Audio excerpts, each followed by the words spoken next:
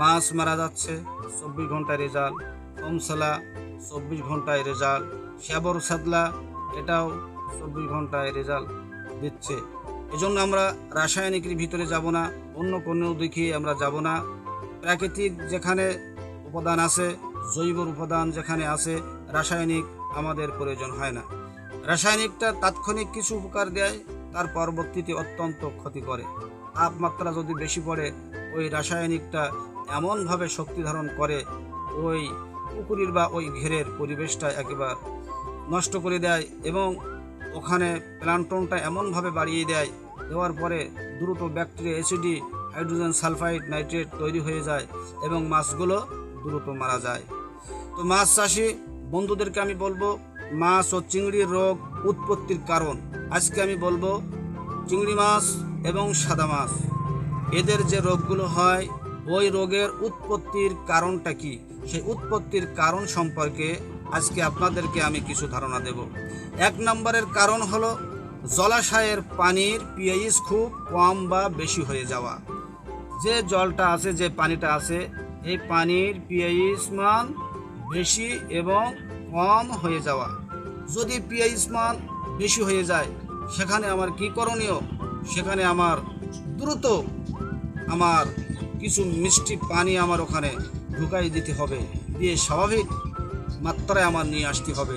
যদি কম হয় সেখানে আমার স্বাভাবিক মাত্রায় লবণাক্ত করতে হবে। তো এ বিষয় নিয়ে যখন পরামর্শ নেবেন তখন পরামর্শ দিব। জলাশয়ের পানির পিএইচ খুব কম বা বেশি হওয়া, এটা হলো রোগ উৎপত্তির একটি কারণ। এবং পানিতে দ্রবীভূত অক্সিজেন হ্রাস পাওয়া, পানিতে দ্রবীভূত অক্সিজেন হ্রাস পাওয়া, এটা হলো রোগ উৎপত্তির একটি কারণ। এবং পানির তাপমাত্রা স্বাভাবিকের তুলনায় কম বা বেশি হয়ে যাওয়া। পানির তাপমাত্রা 28 এবং 30 যদি থাকে ওখানে মাছটা সুন্দরভাবে বসবাস করতে পারে। তাপমাত্রা যদি 15 থেকে 20 নেমে আসে তখন ওই মাছটা ভালোভাবে চলাফেরা করতে পারে না, খাওয়ায় অনীহা আসে, খাওয়ার চাহিদা থাকে না, মাছটা ক্লান্তি বোধ করে, মাছটা অসুস্থ বোধ করে। এজন্য 28 থেকে 30 যদি তাপ থাকে ওই মাছটা সুন্দরভাবে চলাচল বা বসবাস করতে পারে, খাওয়া দাওয়া করতে পারে। যদি আবার 30-এর উপরে 35 চলে যায় তখন মাছটা আবার অস্বস্তি বোধ করে, তাপমাত্রা অত্যন্ত। তবে এটা রোদ তো আমরা কম বেশি করাইতে পারবো না। পানিটা যদি আমরা 3 ফুট 4 ফুট করে আমরা পানি রাখি তাহলে অবশ্যই তাপমাত্রাটা কিছুটা নিয়ন্ত্রণে থাকবে। শীতকালে একটু পানি কম থাকলে সমস্যা নেই, তাপমাত্রাটা স্বাভাবিক থাকে। এজন্য চাষি ভাইদের এটা লক্ষ্য রাখতে হবে। MHN modern herbal food agro pharma company লিমিটেডের ভিতরে যে সমস্ত লিডাররা কাজ করেন তাদেরকেও এই শিক্ষা অর্জন করে রাখতে হবে। স্বাভাবিক তাপমাত্রা কত আছে এবং স্বাভাবিক পানির কতটুকুনি দরকার, এবং পানির ভিতরে পিএইচ মান স্বাভাবিক আছে না অস্বাভাবিক আছে, এটাও খেয়াল রাখতে হবে। এটা রেখে যদি আমরা একটা চাষিকে আমরা ট্রিটমেন্ট দেই, একটা চাষিকে যদি আমরা চিকিৎসা দেই, ওই চাষি উপকৃত হবে এবং এমএচএন মডার্ন হার্বাল ফুড কোম্পানি লিমিটেডের যে প্রোডাক্টগুলো আছে এই প্রোডাক্টগুলো আরও ভালোভাবে সেল হবে এবং সুনাম হবে, কোম্পানি দ্রুত সামনে আরও আগেই যেতে পারবে। তো বন্ধুরা আমার, তাহলে আমাদের ভালোভাবে খেয়াল রাখতে হবে যারা আমরা ট্রিটমেন্ট করব। এবং তাপমাত্রা স্বাভাবিকের তুলনায় কম বা বেশি হয়ে যাওয়া। 2 নম্বরে আসেন মাছ ও চিংড়ির রোগ উৎপত্তির কারণ কি। 2 নম্বর জলাশয়ে পরজীবী রোগ সৃষ্টির জীবাণু সংক্রমণ।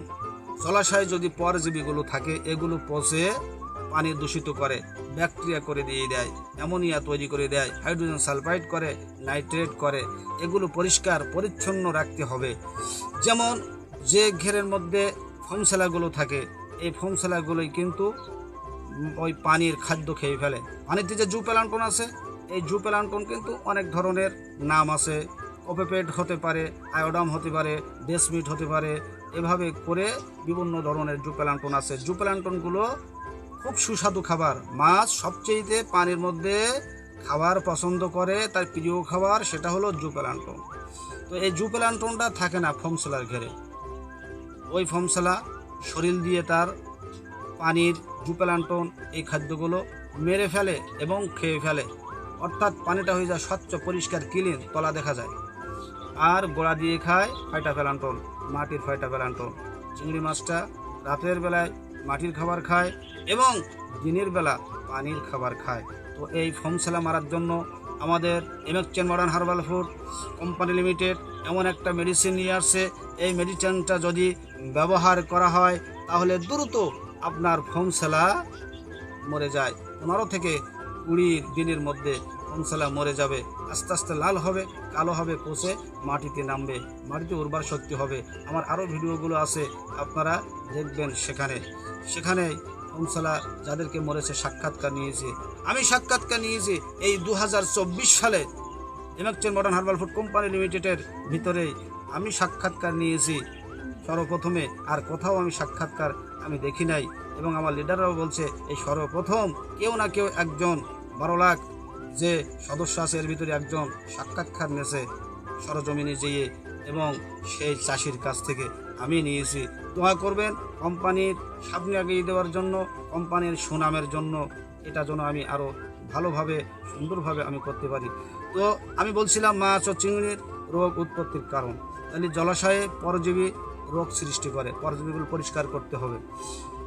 যেমন ব্যাকটেরিয়া, ছত্রাক, ভাইরাস এবং প্রোটোজোয়া, এগুলো আমাদের অত্যন্ত ক্ষতিকর। তাহলে মাছ ও চিংড়ির রোগ উৎপত্তির কারণ শুনলাম।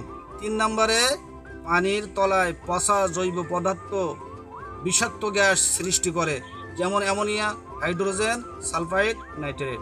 পানির তলায় পচা জৈব, যেমন অনেক ঘাসগুলো আমরা কি করি, আমরা উঠাই না, ওখানে আমরা ঘুঁটা দিয়ে রাখি, স্তূপ করে রাখি, ওইটা আস্তে আস্তে পচে যায়, অ্যামোনিয়া হয়, হাইড্রোজেন সালফাইড হয়, নাইট্রেট হয়। এভাবে করে বিভিন্ন কায়দা দিয়ে আমাদের ওখানে অ্যামোনিয়া তৈরি হয়, ব্যাকটেরিয়া তৈরি হয়।